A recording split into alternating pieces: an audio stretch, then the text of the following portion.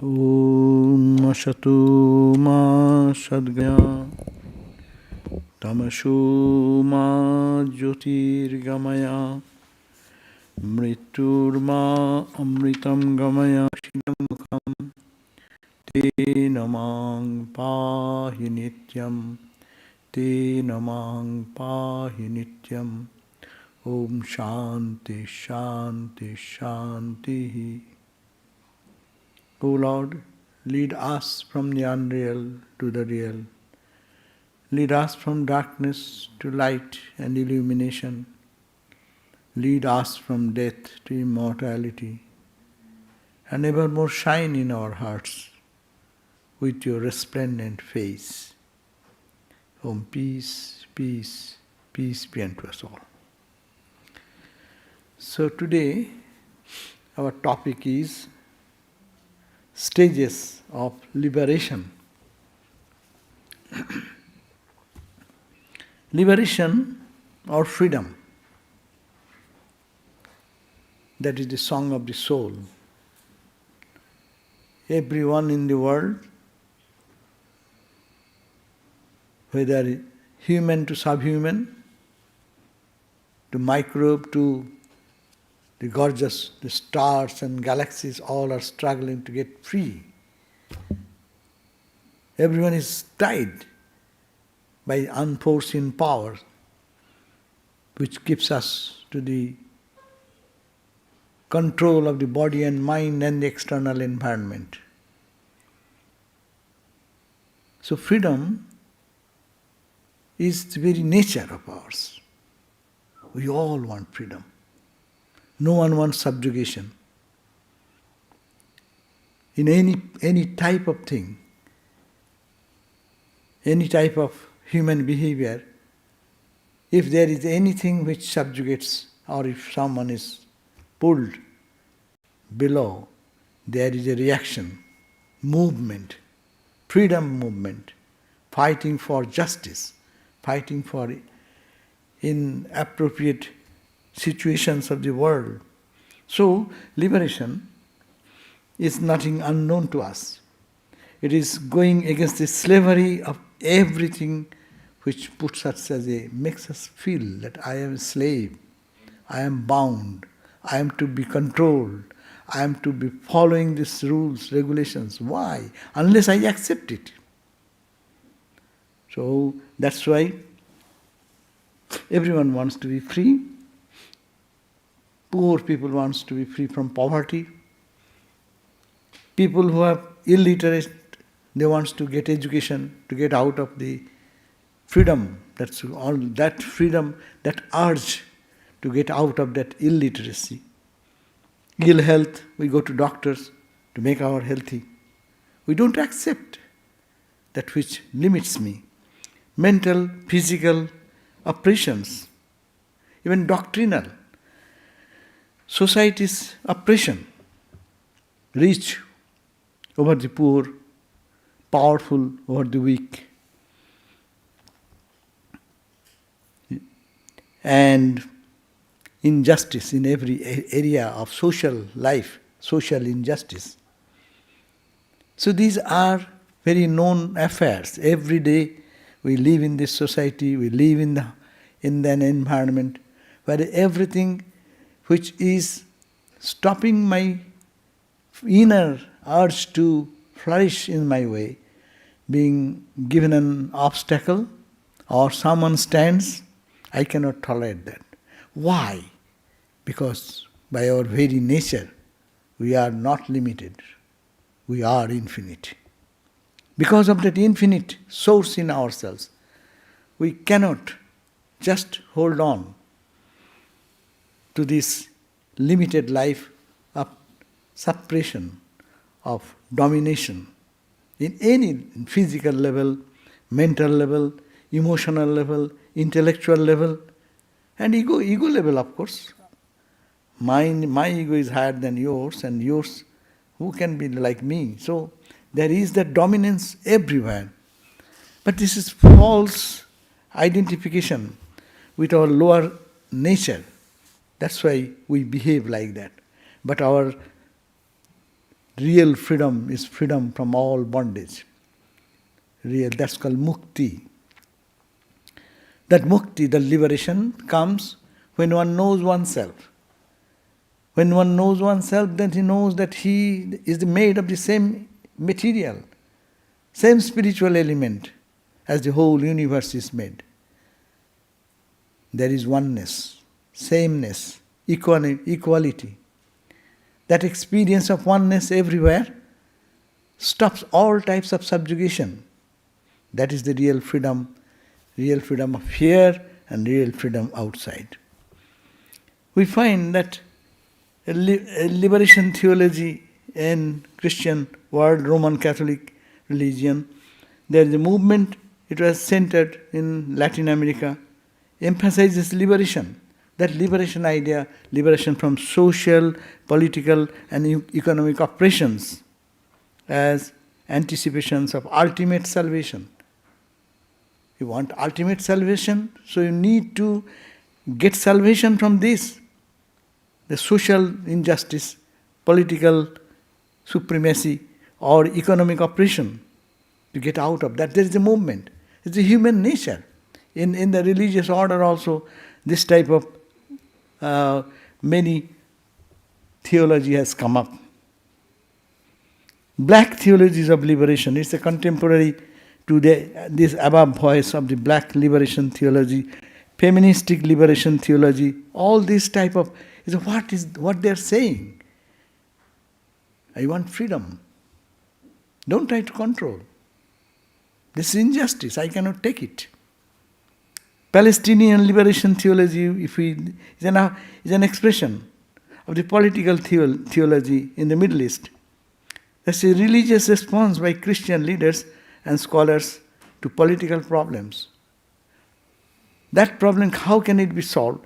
So there is that the same concept of mukti, liberation, is inherent. Catholic workers' movement is to live in accordance with the justice and charity of Jesus Christ. So we find, whether you talk in the political language, you talk in the religious language, everywhere the same call. Everyone wants not to be subjugated, but to feel the freedom and self-power, empowerment from his own self. But this liberation, even suppose the society becomes perfectly okay, external oppression and injustice is solved. But we find that there are other slavery in our mind, our weaknesses, our jealousies, our desire to hold on to things and control others. That's inside is here. That transformation is necessary. So social condition, if one is free, but we find that we are bound in our own mind, in our intellectual ability to understand who am I and what is this universe. So mukti or liberation, according to this Vedantic idea, is liberation from all types of entanglements.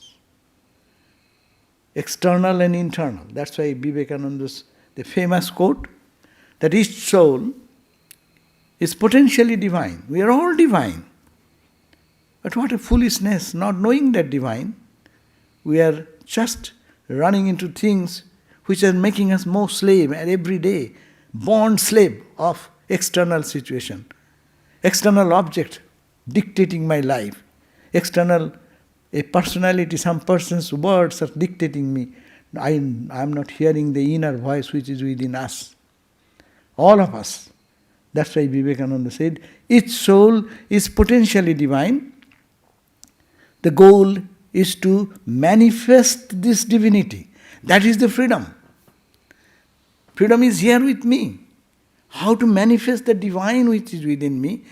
If everyone takes this responsibility, I am trying to manifest the divine in me, then where will come this social injustice and political injustice and all the injustice we are talking about? But we are not focusing on this point. Here is the liberation to unfold the potential divinity and to manifest that divine within. How to do? Do any way you do. By your prayer, by your meditation, by your philosophy, or doing anything good karma, good work for others, sacrifice for others. Do whatever you like. And Vivekananda says, be free. This is the whole of religion. Whole of religion, or the world religion talking about, for this freedom, meaning to manifest the potential divinity which is lurking behind us, being hidden and covered by the ignorance and making us feel that I am the body and whole world is me and mine, because me is the only thing I understand. And therefore next thing I understand, mine. And me and mine, at the cost of everything, we are becoming slaves of the external situation and also our own slave of our own mind. So two natures are working. One is internal nature, another is external nature. And Swami Vivekananda says, by controlling nature, external and internal. Unless internal control is done, external control is by rod and police, by gun. And who has the powerful gun, he will rule the world. That also no one can stop it. The world becomes powerless. All the people who have big voice all become just choked, as it were. So therefore, the freedom should be focused on what we are by our basic nature. That is called the jivan mukti.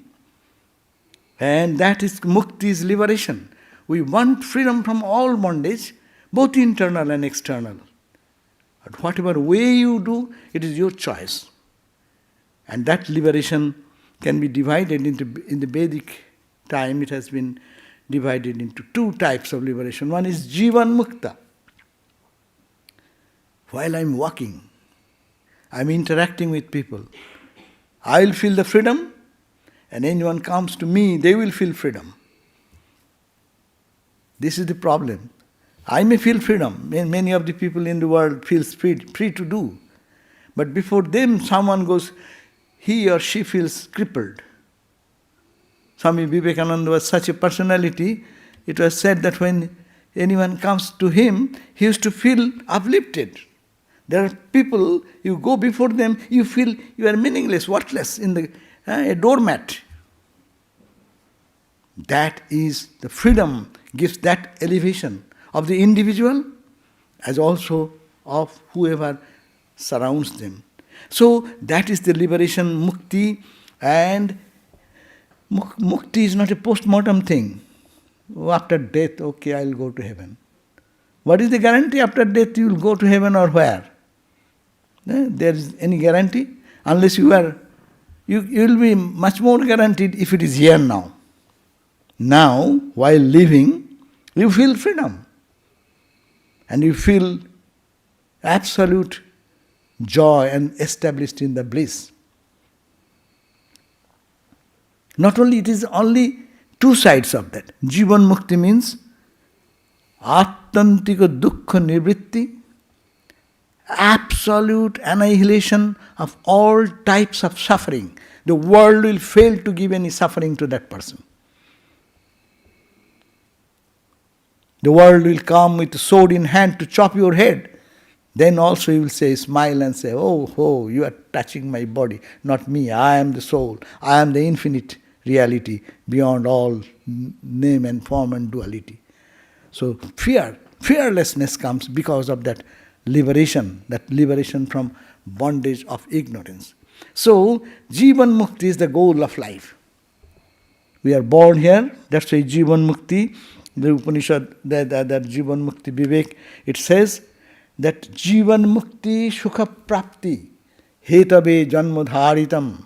This human birth is for that one purpose. To experience that freedom while living, while breathing in this world, and walking and eating and sleeping and maintaining our day-to-day life, to feel that you are ever free. Jivan mukti sukha prapti. That is the attainment of that absolute happiness and peace. That is the goal of human birth. Natu atmana nitya muktena, the Atman which is inside is ever free. Why is embodied and getting into the trouble of crying and weeping every day? How much frustration, how much depression? Why? Is that the purpose of life? The sages say, no, no, no, no. That is not the purpose of life. Purpose of life is to feel that attantika dukkha nibritti, total annihilation of suffering and to enjoy that while you are breathing in. Not after death you will go to heaven. That is the first purpose of life, that is called liberation. And another liberation is also there. One may have done enormous good spiritual practice or charity or whatever, purified the mind, may not have experience, but at the point of death, that flash of experience will come to make him totally free. So they are called Videha Mukti, these two types. And they are all related to the knowledge of Brahman, that knowledge of the self which is within. So liberation is very important point. Eternal, it is eternal escape from all sadness and suffering and painful conditions of life. That is called mukti, that is called liberation. That eternal escape. We know we can escape some suffering momentarily. But again, I get cured from one disease and doctors cure it, and then next year I get another trouble. What is the heart problem? Now I get kidney problem. Tomorrow is something, another problem in brain. So you cannot solve permanently. You are avoiding death one time, physical death, but death is coming next day. Every day we are dying. Every moment our youth is decayed. And ayur nassati pashyatang pratidinam. Every day we see that life is clicking. We are thinking we are growing, no? We are growing towards death. This physical is going to end, but you can solve it temporarily, some solution, but not eternal solution. Can you learn some process by which you can be eternally free? Let the body do its own action, let mind go on in its own way, intellect may move in its own way. I will be eternal, I'll be established in that knowledge. That is called the freedom and liberation. All the philosophies of Indian tradition, excepting the Charvaka philosophy, which is materialistic philosophy, all of the branches of Indian philosophy accept this idea of liberation or mukti. And all the world religion, they also talk about this liberation, freedom, bondage, freedom from all bondage. And what happens? Let us understand what happens if we are talking about this liberation. Have anybody got that? Yes, there are many people who got it.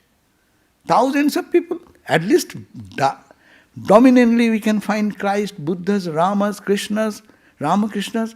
These are the people, they lived in the world. That dukkha, the suffering cannot touch them, did not touch them. At the point of crucifixion, Christ can say, forgive them. No? Yes, transcending death, transcending misery, transcending all suffering. That's the liberation. That's the power it gets when one gets to liberation. So liberation is the destruction of what? Destruction of petty desires. We suffer because we desire very little things, petty things. And one petty thing we got, we feel same dissatisfaction for another. Another petty thing we get, another. And ever-ending, non-ending struggle goes on, and we find that nothing can please me in the material world. It's all limited. Nalpi sukhamasti, bhuma eva sukham, Upanishad declares. There is no happiness in limited thing. There is only joy in the absolute, eternal and infinite. That is the only source of joy. So, that liberation is not to desire petty things. Desire for the lofty, the grand, the highest, what can be achieved by human birth. That desiring the ultimate joy. Desire not petty joy. Ask for a bigger joy. Not for a drop, but for the ocean. So that is the call of this freedom idea. And when it gets it, they become mad. Matto bhavati, stabdho bhavati, atmaramo bhavati. When they get into that ecstatic experience of oneness with the divine within, then they become a separate person. Their face beams with joy. Their presence gives joy to others. Others feel uplifted. And they become sometimes mad in dancing and singing. Like Ramakrishna, you see the gospel. Every page you read, he's dancing and singing as if the world is not there. He is in another realm. Matto bhavati. Or sometimes drunk. People drink so much, but that intoxication you cannot get through drinking. When Girish Ghosh, that story you remember, Girish Ghosh was the great example. He drinks so much, is drinking so much, and he came reeling like that. And the head is reeling and somebody needs to hold him probably. He enters into Ramakrishna's room and Ramakrishna is clapping the name of Mother and singing. And this drunk Girish entered and with another bottle in the armpit, another bottle in the left armpit and reeling like that enters. And seeing him intoxicated, he said, "What brand? What brand of wine you got it?" And what Ramakrishna sang? Beautiful. Ami surapan kori na ami sudha khai jai kali bole. I don't drink ordinary drink. I drink the name of the nectar of the Divine Mother. And you drink, as a result people call you drunk. But I am intoxicated. I am intoxicated in the Divine. That is the difference. There is intoxication. We know that intoxication. That's painful. Momentarily it may be, people may think good. But when they come back, it is not good. They want to have more. And more and more. No satisfaction. But here is fulfillment, more and more and more. There is nothing to achieve anymore. So they become intoxicated like matto bhavati, stapto bhavati. Sometimes they become stands just absorbed in that deep samadhi. Stabdho bhavati. Atmaramo bhavati. They dwell on the inner joy and spirit. As if so much saturated joy.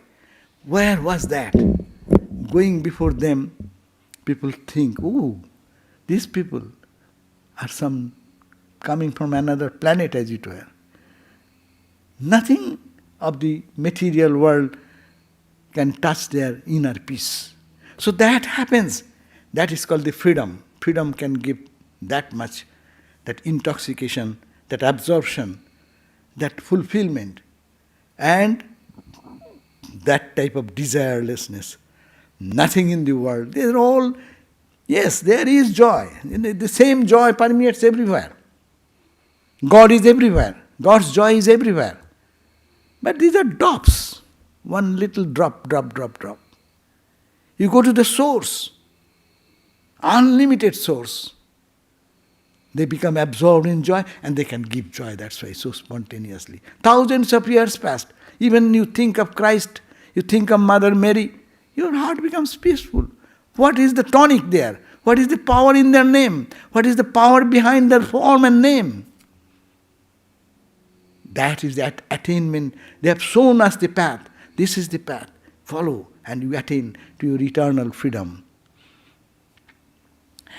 Now, mukti, freedom, as I just say, but that also you have to free from two levels.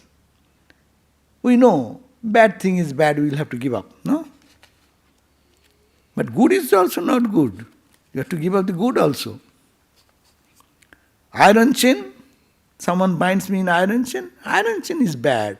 I need to get out of the chain. No? People always will talk about that. But if it's someone binds with a golden chain, you like to be free, but it's gold, no? It has its own charm. Some gold, chain, but the gold. Name, fame, power, position, honor, respect. So that is a golden chain.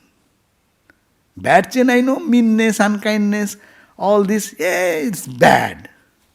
Any person will understand that. We want to get out of that. But when someone is caught into the trap of name, fame, power, position, all these propensities, I am a big charitable person. I am a holier than thou. I do meditate much than you. I am a more spiritually intoxicated person, and people do not do. These are greater bondage, and these are difficult to get out of that. Rather, it is easy to throw away the iron chain, but difficult to get out of the golden chain, because it has its own charm and material value. That's why the freedom is to go beyond both. You want ultimate freedom, you have to give up this iron chain as also gold chain.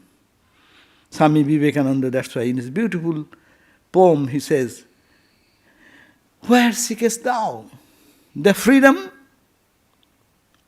Friend, this world not that can give. This world, you think you will get little money, you will be happy. You will be a millionaire, you will be happy. Millionaires, go to the millionaires. See, they are seeking for what? To get billion. You go to the billionaires. Who is the 1 billion? Not enough. 2, 5, 10, 20. Go on. Is there any limit? That's why he says, friend, this world cannot give you. How much you can enjoy? How much is the limit? There is a limit of yours. So this world cannot give you full satisfaction. And you think after death you will go to heaven? That is also temporary place. Not good.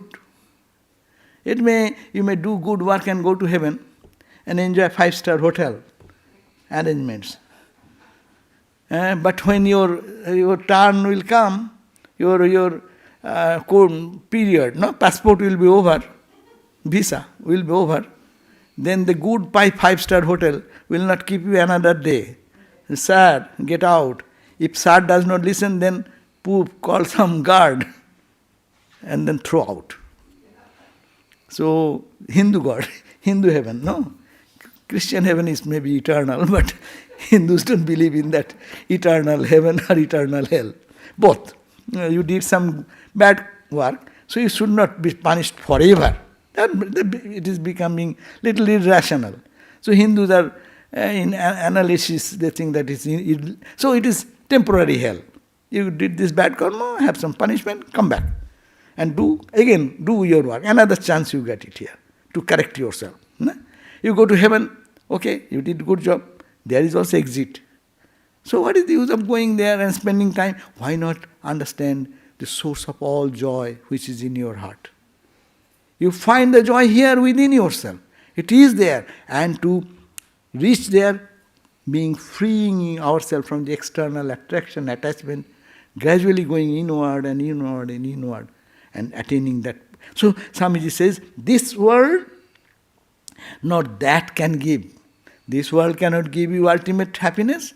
That world cannot give you ultimate happiness. There is also sense world. Senses are limited. Here you will die 100 years. There you will die 1,000 years. What is there? The time you can live long. In books and temples, vain thy search. You want to get freedom? Reading scriptures and going to Bible and to Quran or to Vedas. You will find that. You must search. You can get a hint of it, but you cannot get it. Thine is the hand that holds the rope, that drags thee on. Who has bound you? We have bound ourselves. In our life, look at that everyday situation when we are crying and weeping under certain circumstances. Look at that, we are holding on to something which I don't let go. Freedom comes instantly if I say, let go. All of us can practice this. Wherever there is bondage, I am holding on. And I am crying, oh, come, somebody to help me. I am bound, I am bound. And let go thy hand. Sannyasin bold say, Om Tat Sat Om. Swami Vivekananda said, you become a sannyasin then. Let go means you are a monk, which was holding you back to pain and suffering of life and limitation. Let go, and you are free. That's why Swamiji said, thine is the hand that holds the rope, that drags thee on, then cease lament. Let go thy hold, sannyasin bold, say Om Tat Sat Om. Say Om Tat Sat Om. That Om, that is the reality, that is the absolute joy. Strike up thy fetters, bonds that binds thee down, of shining gold or darker, baser ore. Love, hate, good, bad, and all the dual throng. No, slave is slave, caressed or whipped, not free. And not less strong to bind. Golden chain is stronger bondage, no? You know, it is very hard, pure gold. That's why then off with them, sannyasin bold, say Om Tat Sat Om. So therefore, Swamiji Vivekananda gives this call. In life, try to be detached. Live in the life. Do all duties. But don't get attached. Attached to your name, fame, power, position, beauty, health, monetary situation, education. Let go.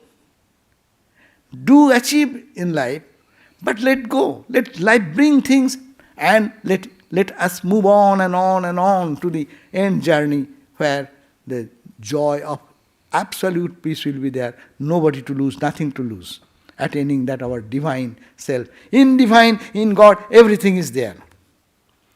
On the ocean, of Pacific Ocean, billions and trillions of waves and ripples and bubbles and billows, all are there.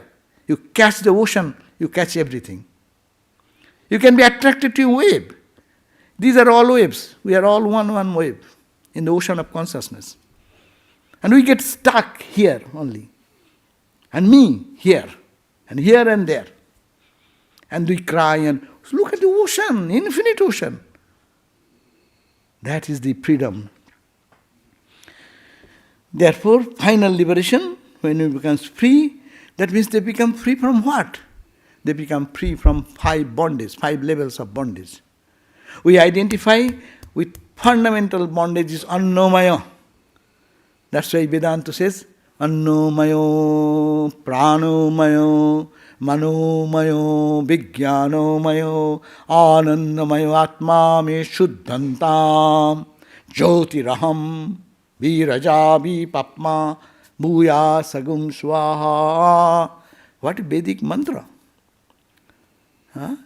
It says annomayo.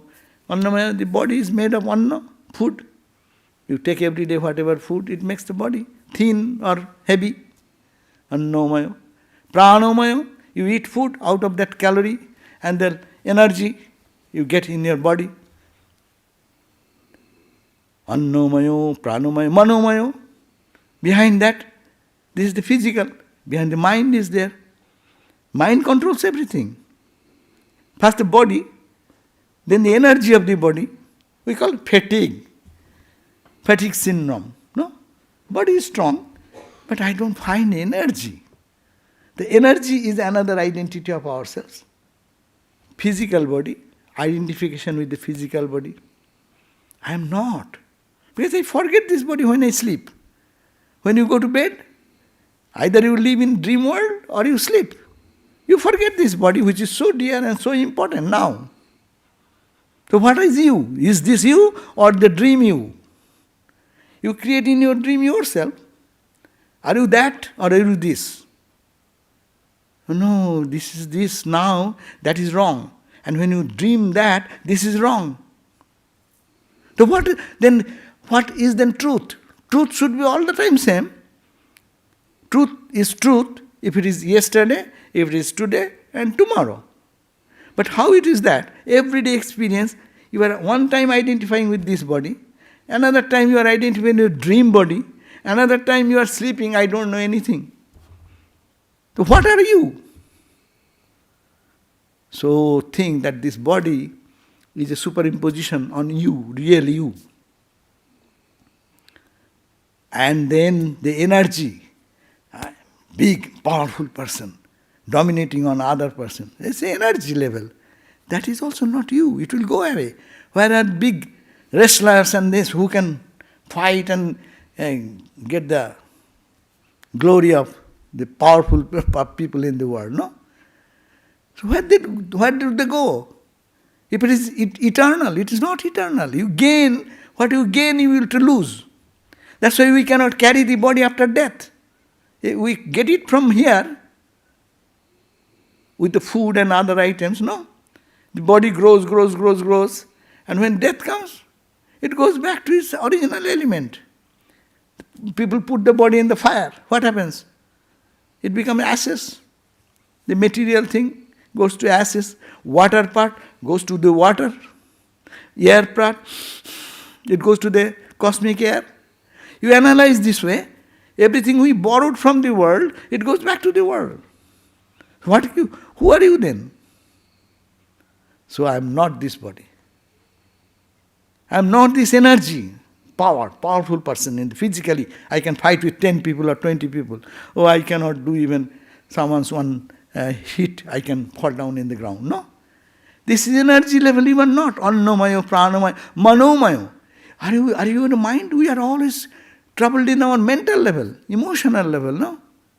Are you that? Sometimes you are, sometimes you are not. When you go to sleep, where is your mental anxieties and worries, or good and bad? So, mind, you are not the mind. You remain, you are an intellectual person. But where goes your intellect? Why there are so many Nobel laureates, even when at the end of their life, sometimes they give Alzheimer. Where goes their intellect? So this is not you. Then who are you? Find out. That's a Jyoti Raham. Upanishad says, you are not the body. Disidentify with the body. You live in the body. I live in the house. But I am not the house. We are living in the house of this body. But I am not the body. I am the conscious entity behind it. I am the blissful entity behind this. In loving language, you call them the Lord God sits in my heart. This is the case. This is just a robot. Robot functions everything more than a human being, no? Much more accurately. But controlled by someone. And it's a machine only. Some conscious entity is controlling that. So this body is controlled. Inside, there is some conscious entity. That's the study of Vedanta. Vedanta, that's why we call Vedanta studies what? Vedanta studies who you are. It is called the Brahmavidya research. This is a research institute. The Vedanta societies, these temples, are called research institutes. You are not to faith, you are not to believe. Because I believe my faith, don't talk like that. You argue, understand who are you, find out who you are. For yourself to understand that you are not the body. Your reasoning, you bring rigorous reasoning, you will have to accept that you are never the body. You live in the body, but not the body. You are not the mind, not the ego. Annamaya means body, pranamaya, the energy body. I am not that. I am the manomaya, the mental world in which we live. I am not that. Because it is changing. And that which does not change, that is the Atman. And that is Jyoti Raham. I am the nature of the effulgent light, eternal light, shining all through the ages. Anandamayo, Atma me suddhantam, Jyoti Raham, Viraja, free from all blemish. There is no tint of ignorance. There is no tint of any anything negative. Be Raja, be Papma, free from all sins and negativities. Bhuya, Sagum, let me be like that. That is the struggle, that's the freedom, struggle for freedom. So, but the question is that, as to talk about the stages of liberation, do we reach this experience by practicing meditation in one stroke, one day? Or you can understand that you are moving in that direction. You are moving towards the eternal home. Is there any signpost that you understand that you have really moving step by step towards the goal? Yes, it is said that there are 7 stages of experience that you can understand that you are moving towards the reality in you. You are reaching towards freedom, perfect freedom. How to understand? She says, Ramakrishna's words I will quote here. Sri Ramakrishna said, we all know, I have not much time to deal with this, and it's not necessary. Just to know a little bit is enough. Then we'll have to struggle more, practice, no. The 7 chakras, you have heard these chakras, they level up 7 planes, 7 chakras in the body. So, in the 7 chakras, the first 1, 2 and 3rd level, this chakra, these 3 chakras, our normal activity goes on.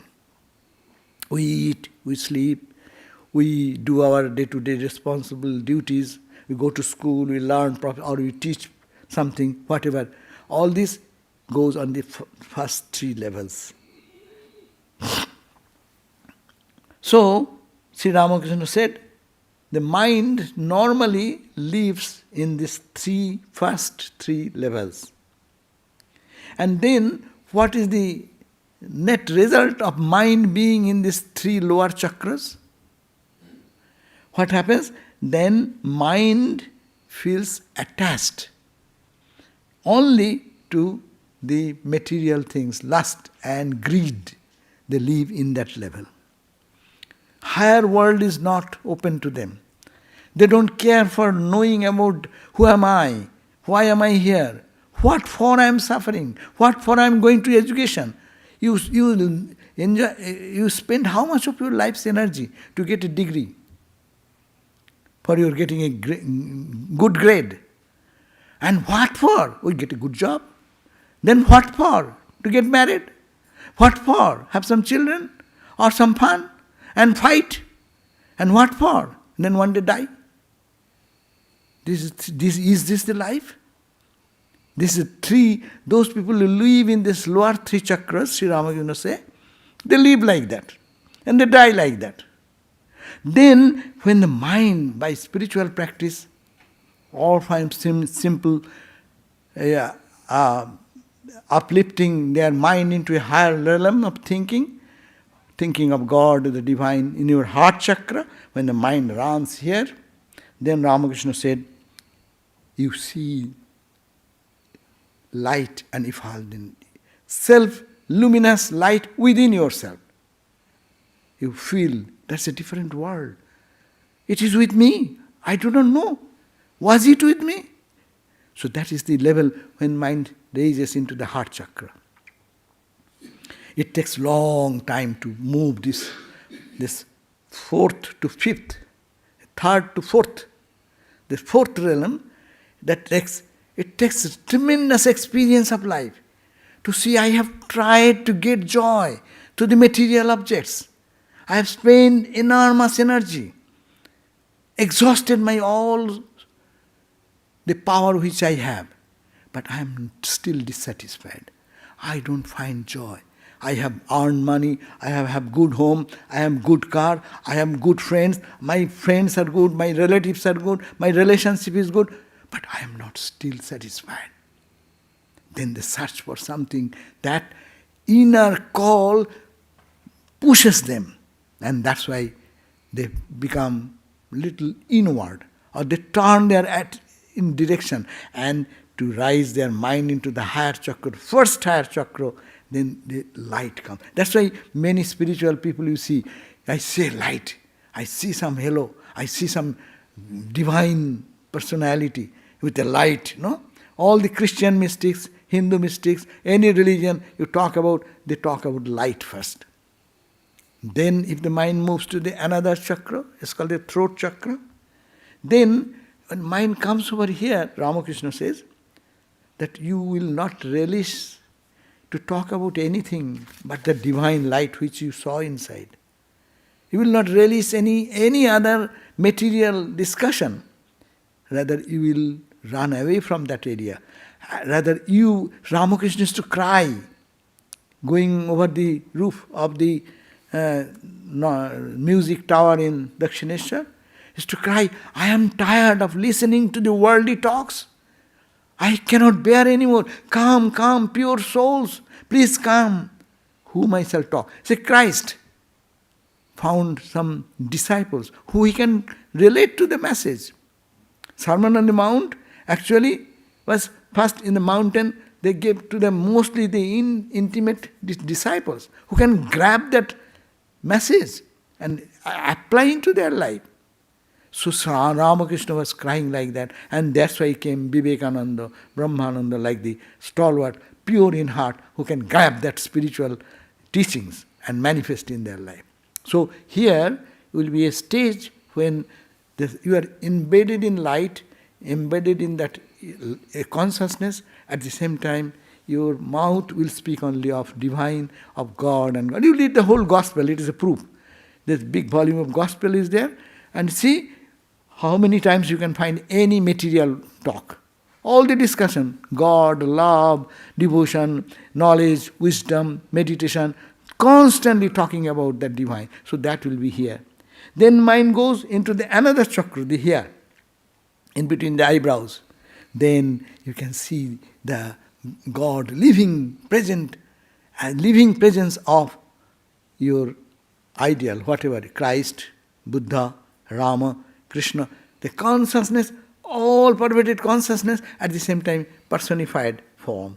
Saguna Brahma they call. And then people feel at that moment, they want to merge into that infinite. But keeping a little distance, they try to experience the joy, limitless joy.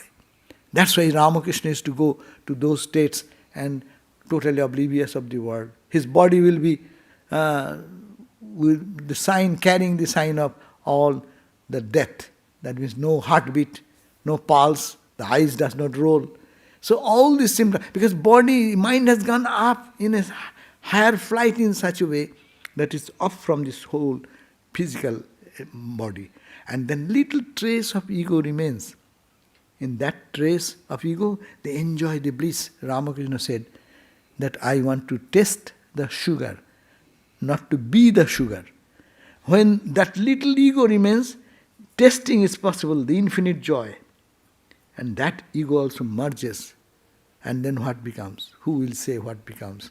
It is that and that is that. And that he becomes that reality. Think of a drop of water falling from the sky. It sees the horizon, big ocean, no? And now feel that it's coming closer and closer and closer. Just before merging into the ocean, that is the point when the mind comes over here. And then that transcends, that drop merges into the ocean. Then what becomes of the drop? Drop dies? Yes, drop dies.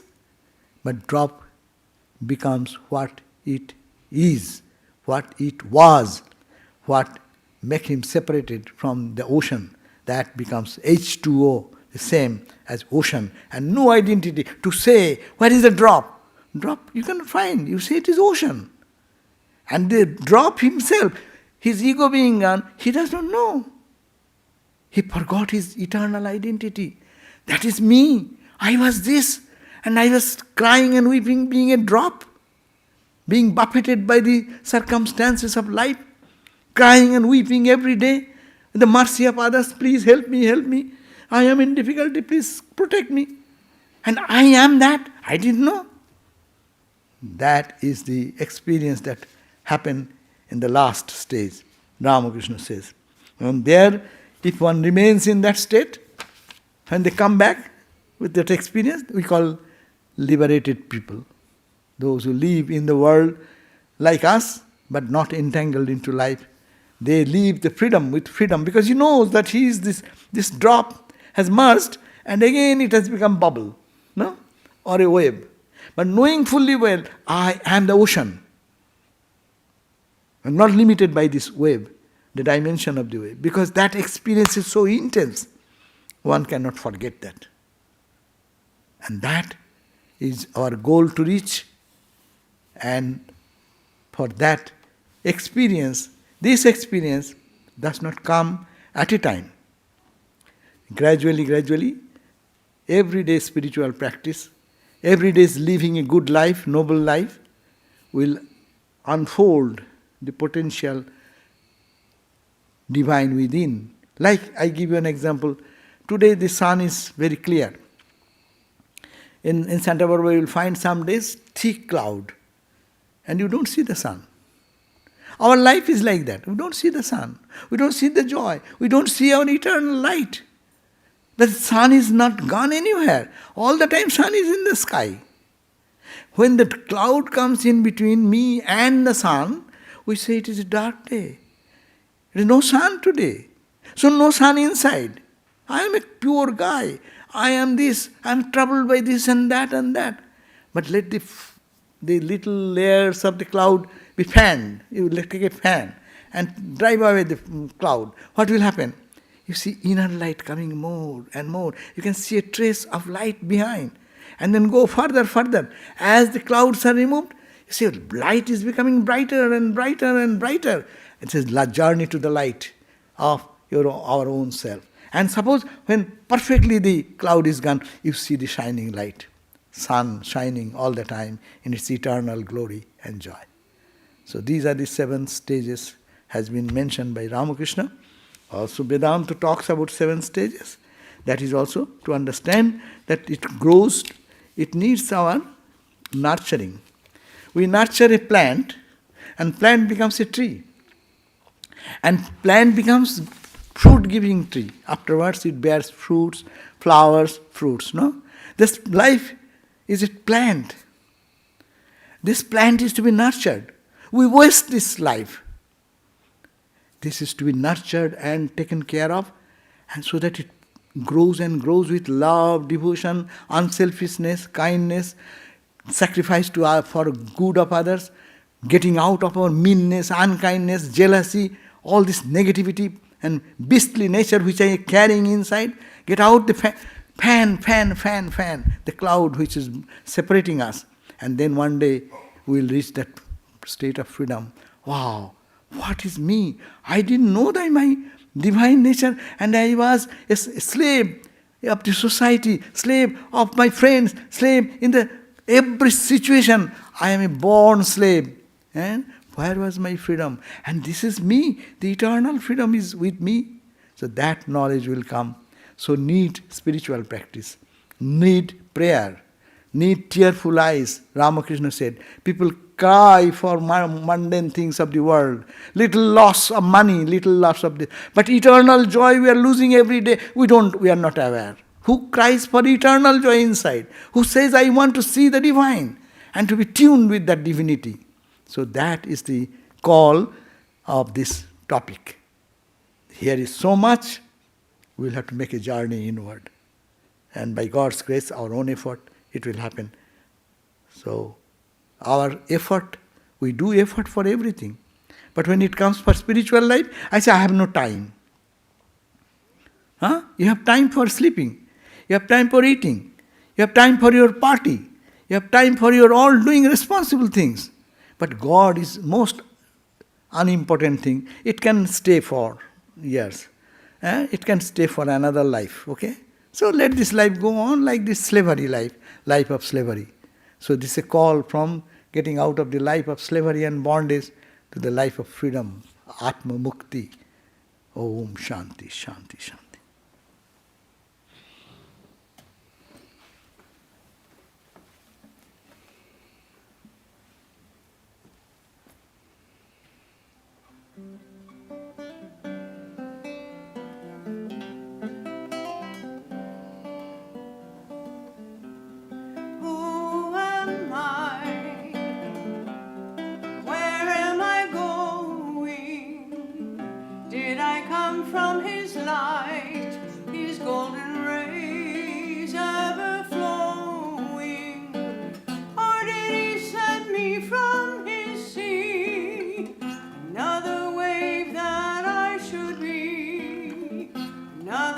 drop within eternity, one with his ocean of love, one with his ocean. I feel him inside, he takes my mind beyond this body, takes my heart with his love, takes my prayers as they rise, and wherever I may be on this never-ending sea, I just must be me, one with his ocean of love, one with his ocean.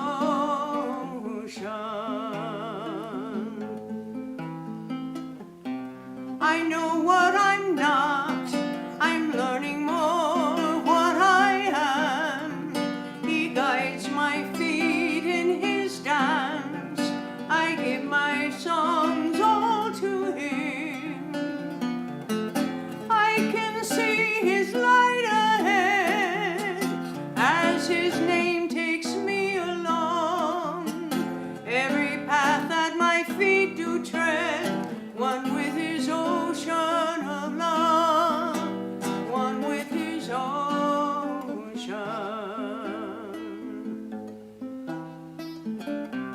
And I know who I am, I know where I'm going.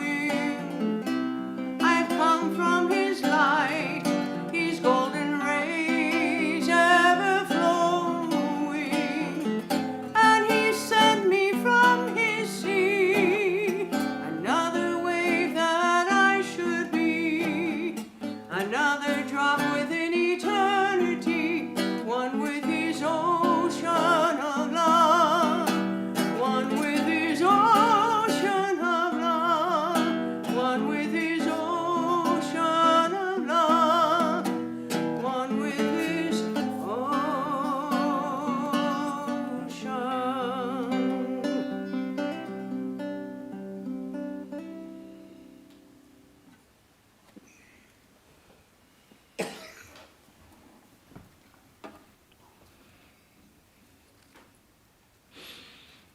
The next Saturday, November 30 at 5 p.m. there will be Swami Sarvadevananda's reading on by Prabhupada Krishna Prana. And next Saturday there will be retreat, and that retreat will be given by one of our nun coming from Vedanta Society of Northern California, San Francisco. And the retreat will be, topic will be 10 o'clock it starts, outside world of our inner eye. Outside world of our inner eye. We talked about the eye, inner eye. So what is the outside world? And then it is 10 o'clock it starts, noontime worship, 1 o'clock lunch, bring your own lunch and we can eat together. And 2 p.m. inside world of our inner eye. Inside world of our inner eye, beautiful topic. Outside world of our inner eye, and second session will be inside world of our inner eye. So you are all welcome to join this, okay? And Sunday, next day, the same Mataji coming from Southern California, San Francisco Center, Prabhupada Veda Prana. Her topic will be Holy Mother, Giver of Essence. Holy Mother, Giver of Essence. So we end here, and we'll have question answer session here. After I greet you all, whoever have any, if you have any question, you can come back here. We'll be some time. We can spend some time. And we are ending here. Thank you for all coming and joining, those who are online, as also in person here. Om Shanti Shanti Shanti Harihi Om Tat Sat Sri Ramakrishna Arpanamastu. Om, peace, peace, peace. We offer everything at the feet of the Lord Sri Ramakrishna.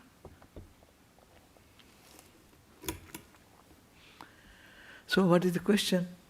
This is a period to have some question. You have? Okay. Yeah, please.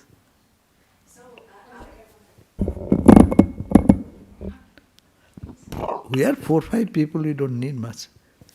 It's okay, I'm going to feel like... You can come like closer so that... Swami, thank you for the talk. It was really inspiring for us and really... Little louder. It was really inspiring for us, so thank you for the talk. Uh-huh. I was just, as you know, I have a group of people in Ukraine, and this morning I had a talk, and I got a question from a woman. So she was asking the view from, like the point of view from Vedanta philosophy on the relationship between man and woman, for example, husband and wife, like where can we read more about it?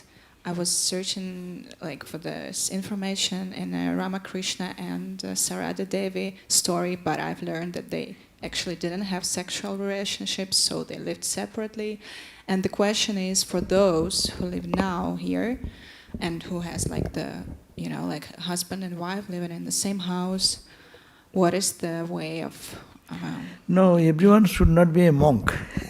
The question is, where can we read more about it? How can we go through it? Thank you so much. We have to look at that. You can tell them that, you know, God realization is the goal of life, no? So there are, in the one great text of Vedanta, Shankaracharya said, from the beginning of time, 2 paths has been laid down for realization of the divine. One, for the path of the monks who are perfect, want to be perfect celibate and engage all that energy to go towards God. And another is that experiencing the life, that's also Hindu ideal. 4 stages of life: student life, leading a celibate life, then getting married and living the life's experience, and then going to the 3rd state, retired life, and then ultimately totally detached from everything, totally intoxicated in God. That's a very scientific path. Rather, what you are talking about, that is the most scientific path, and that has been laid down by our ancient sages, and we get all the Upanishads and others. These are all sages. They are not monks. They are householders, husband, wife. But they live this way, a standard life of 4 stages of life, and they've studied the scriptures at the early age, student life, so they understand what is ultimate goal. Most of the people, why the door is open? Could you close the door? If the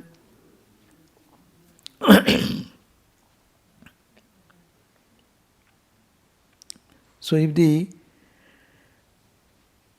know, most of the people, we do not know the goal of life. No one has taught us, our education system and nothing, no? They say, study well, get a good job, get married, have some children, and enjoy the life. That's all. We are trained in that way. Never ever in the society's education system or some system allowing us. But ancient India was so saturated with spiritual idea, they have done, yes, this is the period, student life, learn all these things. All the sciences, both material science and spiritual science. And you know, you need not have to be a monk or anything, just you know what is life. What life can give, what this side can give, what that side can give, no? If I at least have some idea, then I can choose what fits to my present condition, no? Always good thing is not good. I am not fit for that, no?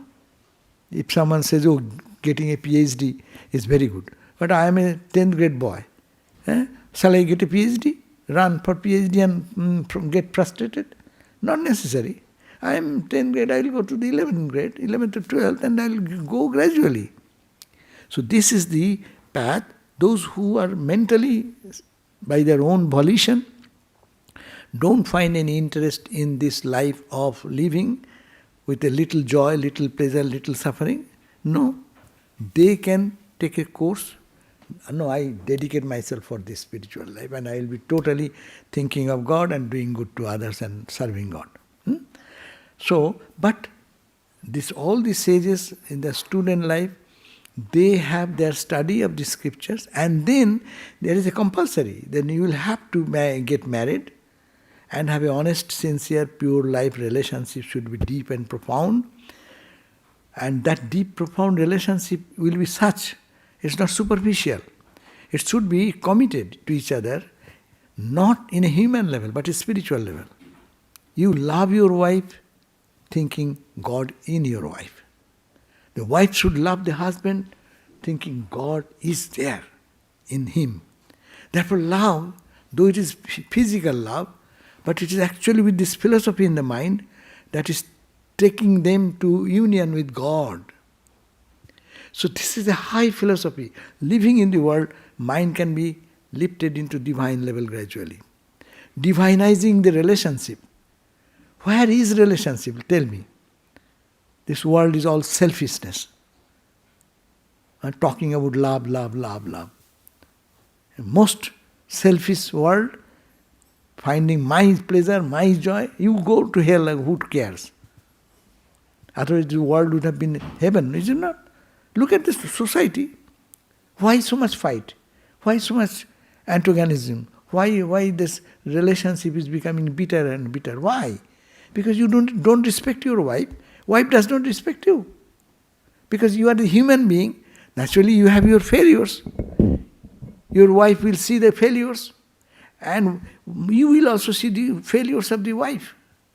But no, these are external. Who is internal? Two dead bodies. Husband and wife both have died. So two dead bodies, they don't love each other, they don't see the fault with each other, they don't fight with each other. Because there is no consciousness inside. God as consciousness is just withdrawn from that body into something else. Departed the body. No? So what is the cause of this love? Our love, our hatred, our all reaction because of the presence of the divine. It clouded, as I said, clouded, so it is dark. And little less cloud, it becomes brighter relationship, purer relationship, loving relationship. No? It says Ramakrishna and Holy Mother. They have no bodily contact, but their love was divine love. So intense, so profound. And such an illustrious example before the world. But the point is that love can be purified by putting God into equation. Ramakrishna gave the example. You put 1 0. What is the value of a 0? I put 1 0. 0 has no value. You put 2 0. Same. 3 0. It's all 0. 4, 5. Go on adding 0. It is 0 only. In our life everything is 0, 0, 0. Put 1 behind the 0. Oh my God, see the value changing. 1 0 was 10. Another 0, it becomes 100. Putting God and having everything, it adds to the values million, billion, trillion, zillion. All relationship will be divine if we put God behind it. In our every work will be divine if I think I am doing for God. I am giving you a glass of water with hatred. I don't care, but you are asking me, I am to give it. It happens when the relationship is not good. Even to ask a glass of water, it becomes a big thing. And they give it in such a way that you won't ask their water again, second time. Why? But if you think, what a great fortune, I am serving God. And give that with the spirit mentally. Physically you are doing the same thing. Mentally you feel. Then that is becoming like offering a flower in the altar. And that is creating a divine environment. So it's very simple, how the relationship can be maintained, how marriage life can be made more sweet, how all our day-to-day living could be made more enjoyable, peaceful, satisfying. This is the only thing. Put 1 before the zeros. Ramakrishna's simple formula. 0, all zeros. 10 zeros, meaningless zero. 1 put behind, oh my God, it is so valuable. So with God, everything is valuable. Minus God, everything is zero.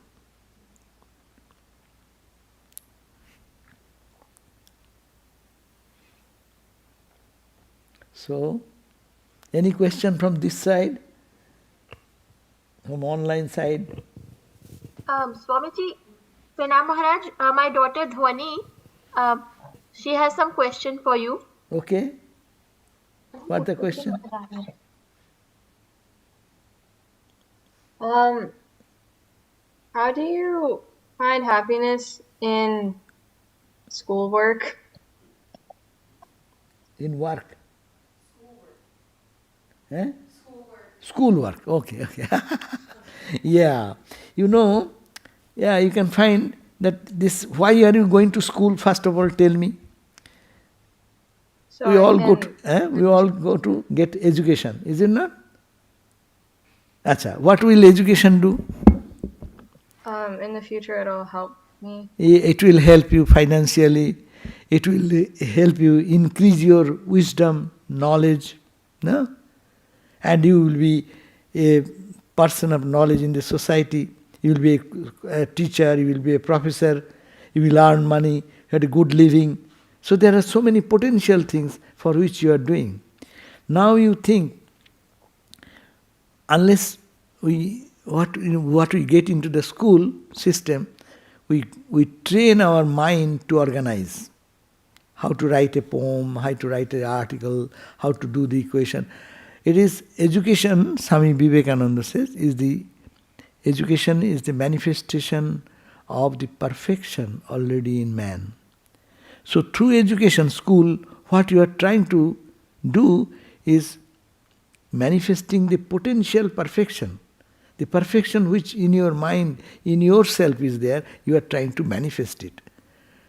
So if you think that is a great purpose, that there is in me so much of knowledge and wisdom, so much of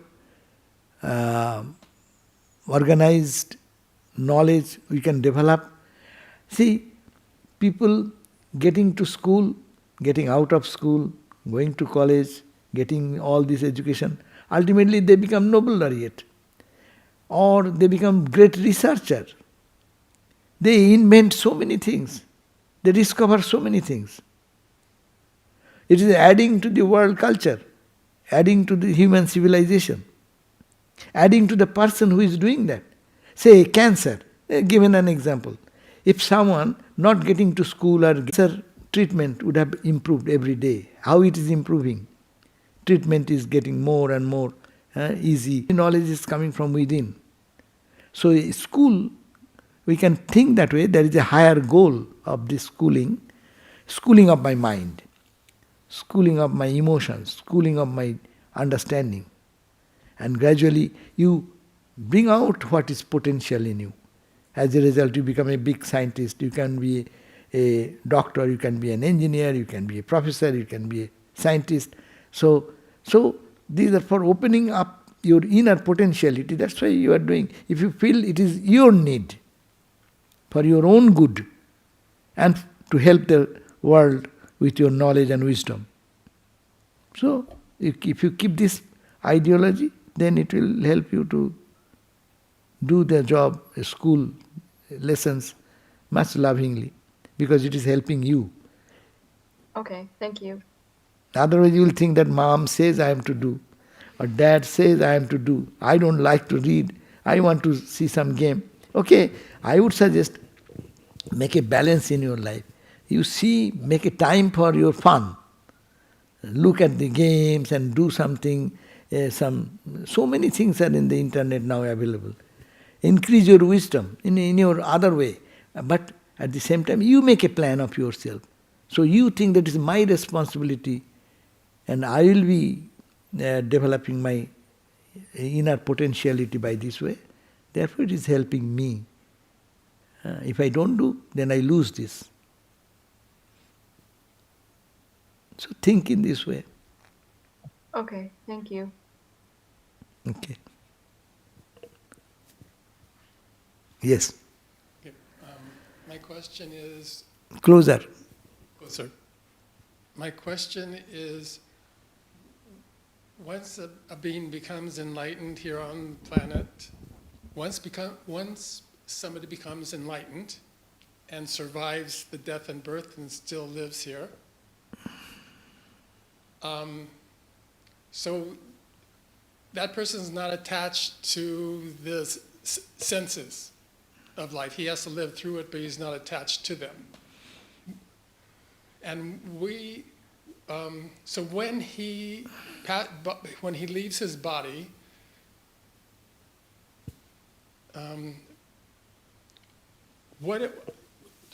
could he leave the universe also? Because the universe is connected to gravity, and it still has an order and form to it, and it was created. It didn't create. Was created, and therefore it will die. So if one is enlightened in this lifetime, do they actually jump beyond creation, or do one still takes an incarnation in another form of creation? I think when one realizes the truth, you know you are not this creation. Right. It is only in the physical level. So long you are in the level of your body and mind, this world is existing. True.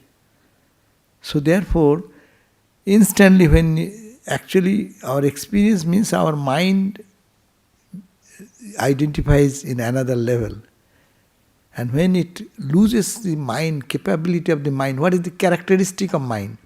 Mind always thinks, shall I do this, shall I not? This is swinging between the two. And intelligence or buddhi is called that, confirm, this is this. So these all are within the realm of this duality and this material world or subtle world.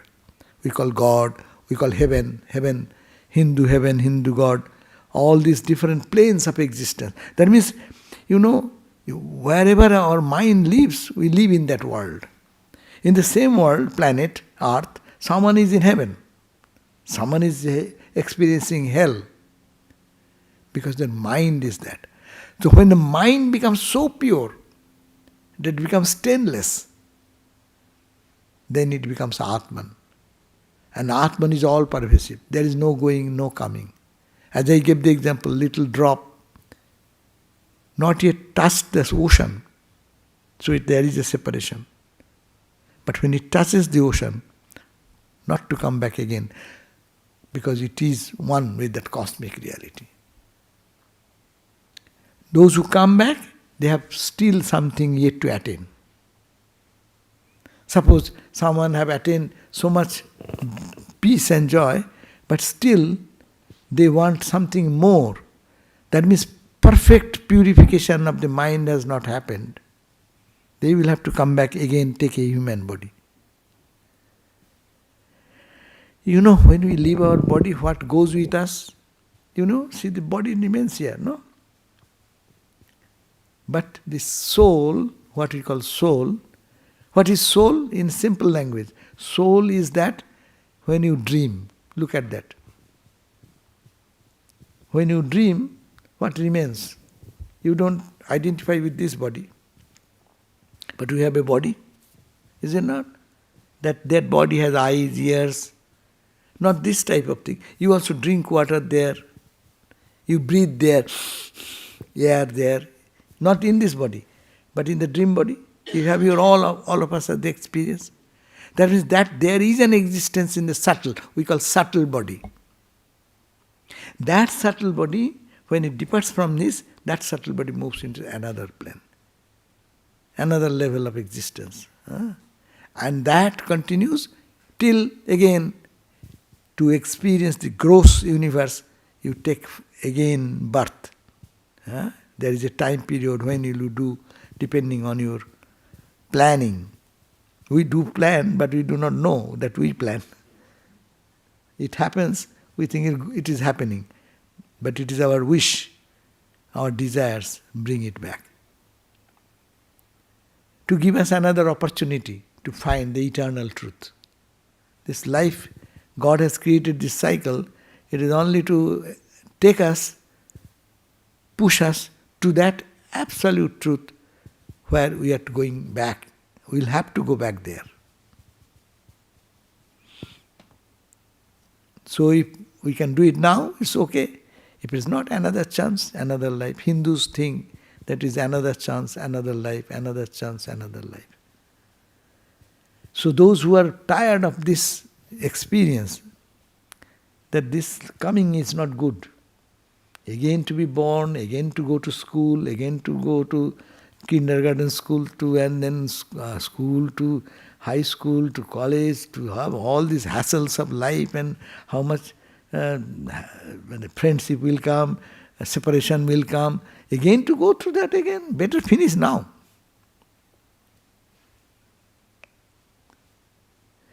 Actually, knower of truth, they are the happiest people. Because they don't die, they live like us. They enjoy the bliss, they see that I am talking to you, he thinks that he is talking to his own self. I am talking to my own mirror, reflection in the mirror. The God, in me is God, that reflection I see there, that reflection I see here. So I am seeing myself everywhere. What a great joy.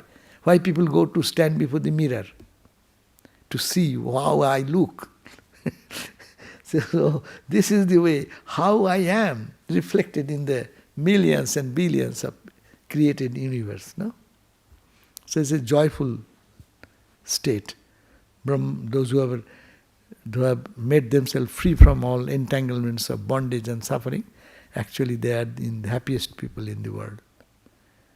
And they don't lose anything. They live in the world but don't get attached. Our problem is attachment.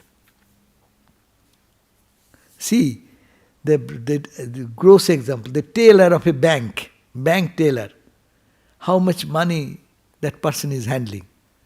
Someone's deposit is 10,000, someone's withdrawal is 50,000. He is unattached. But suppose if it is his own personal account, this much expense, this much bill payment, this much this. He is affected by that transaction. But he is doing whole day, maybe $1 million transaction, he is unaffected. This example gives us that it is possible to live in the world unattached. And am I correct? Okay. Is it not? Will you differ? A bank teller who is sitting and handling the cash transaction of deposit and transfer and withdrawal and this and that, he is handling how much money? He is unconcerned about it. Your bank account, this one money is there, you are asking, okay, take it. Withdrawal. You deposit, okay, deposit. But if it comes his own personal bank account and transaction goes on, more expense and less income, then what happens? And more income, less expense, joy. More expense and less income, suffering. So, joy and suffering is not handling the money. Joy and suffering is not being in the household life, married or this. The only problem is my attachment, me and mine, my gain, my loss. But no, it is God's play going on. I am playing with the Lord. With Lord is playing with me. In me and in everyone.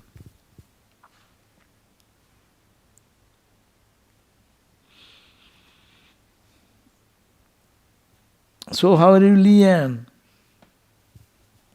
Nice to see you. Doing well. Okay. Good. Okay. So, now we can... You have any question more?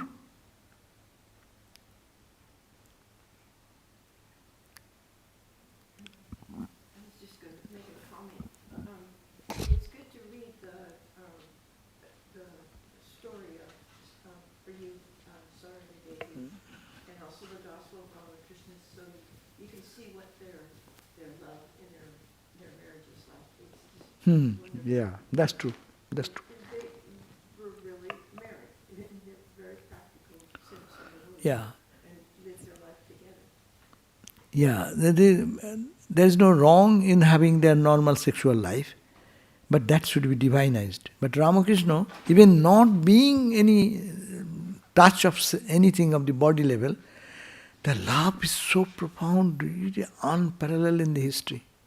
So pure. We think that only joy is there. Joy is in a higher level. As you go, joy increases. Say, suppose I give you, suppose you are meditating one day and your mind is very calm and quiet and you have the joy you get, how it is inspirational. It is inspirational at that time. When you remember after even 10 days, you feel joy. But the defect of the sexual joy or sensual joy is that one day you get joy and next day it becomes a cause of depression. Oh, today is a bad day. Any sense experience, because it is limited. But as you raise that joy in a higher level, that extends and stays and it becomes inspiration to go up. So, as I said, it is called, Ramakrishna said, it is all Brahmananda. Everywhere is permeated by Brahman, the absolute Satchidananda, the ocean of love, joy, consciousness and bliss. But because it is I am seeing through the lens of my body and mind, I am perceiving only a little speck or dust of that, a little spark of that joy.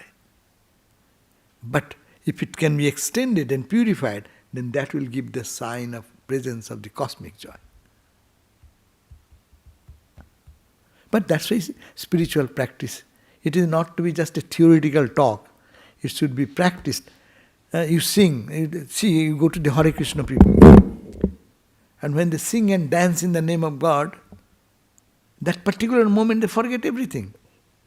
And that joy remains in our heart. And that can inspire them next and next and next. This is an instant example. I once went to, I was in Laguna beach. And I wanted to go to there is a Hare Krishna temple. I know in India we have enough experience of that. But I went there and someone in the temple, Hare Krishna temple in Laguna Beach, was teaching that you see, God is love and God can be experienced. Do you want to do that? Okay, come. And they started dancing and singing, no? So there are so many people all started dancing and singing in the name of Hare Krishna, Krishna Krishna, Hare Hare, like that, God's name and chanting. And then he stopped and said, do you see how much joy you got it? There is great joy. This is the instant proof that God's name can give you joy.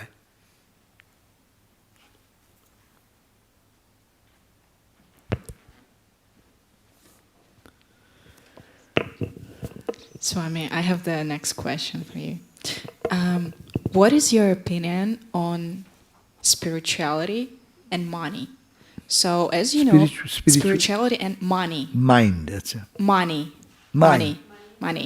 Dollars. US dollars. Oh. Money.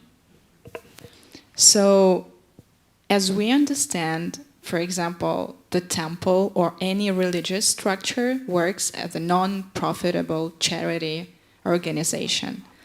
But when we talk about practices in, in LA or Berlin or wherever, Zurich, whatever it is, each city, you know that people are practicing different practices there. Mm-hmm. And they get money for it. Like, I'm doing meditation class for the, there is some fee, you attend this class. Mm-hmm. Or you're doing, worship, wherever. So is it right? Is it correct? What is what is the connection between spirituality and earning money with the spirituality or spiritual practices? I think there is only connection is that if it is a spiritual organization, we should support that. So some kind of help, donation is necessary. That's why in our tradition we don't ask for money. But to run this, we need money. But for people, whoever can feel that they give, that's enough. But we think that spirituality has no connection with money. Rather, it pollutes the relationship. Money when it comes into picture. And also, sometimes some people say, if you give any knowledge or wisdom without any charge, people don't understand its value. I see, one Swami was talking about that in San Diego, we have a beautiful program, and it is really, speakers are very special speakers selected, our senior Swamis and this and that. And it is said that please join, and they casually they say, I shall come, I shall not come. One class they come. It is a series. The second class they don't come. So one day they said we should charge something. Maybe $10, $15, $20. And then at least let us see what happens. And it happened. When they gave some minimum dollar, and the attendance, they don't miss the next class. They continue the class. That means they feel that it is my necessity. For that purpose is simply little bit okay. But spirituality has now no connection with monetary business. Rather be careful where there is monetary business. There is a need, as I said, for a running up an institution, and they have to earn something, but spirituality is God and pure love. If you find really little something, your heart resonates, you will give automatically. People don't need to ask for money.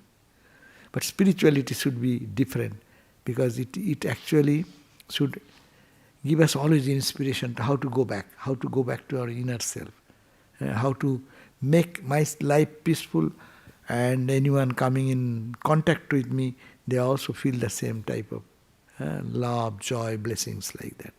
No, business. Spirituality is no business. It is give and take of love and devotion. That's why Hinduism they call teacher and student relationship. It is like a father and the child, father and the son. It is only giving. No, not the real love is what? Real love is only giving. Real love is not only how much I gain. That is called selfishness. Love means giving. A mother loves the baby. Look at that, what mother gives to the baby. Baby is born, baby does not know anything. He is only cry. A mom day and night working for everything, taking care of the baby, feeding and cleaning and what not, day after day, and she does not feel tired. She feels it is a great joy that I am serving the baby. That is pure love. Not expecting, not in my condition. The child does not behave in mother's condition, but mother behaves in the child's condition. That is called the love. So in pure love, in pure spirituality, there should not be any connection. Okay? Thank you all. Jai Ma, Jai Ma.